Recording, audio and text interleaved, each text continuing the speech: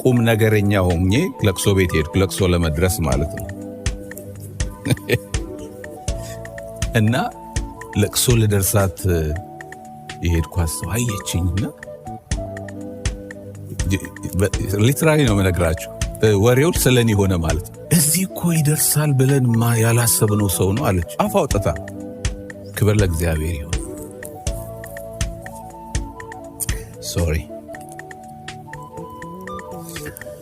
ከብዙ ዓመት በኋላ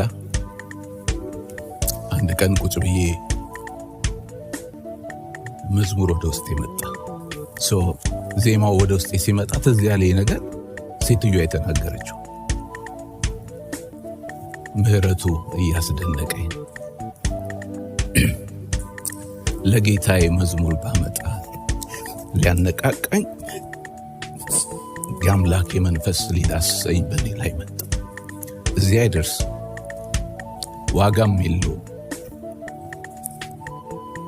በሰዎች አፍ የተባለን ሰው አይገርምም ወይ? በቸርነቱ ለሱ ክብር ጌታ ሲነስ ሃሌሉያ።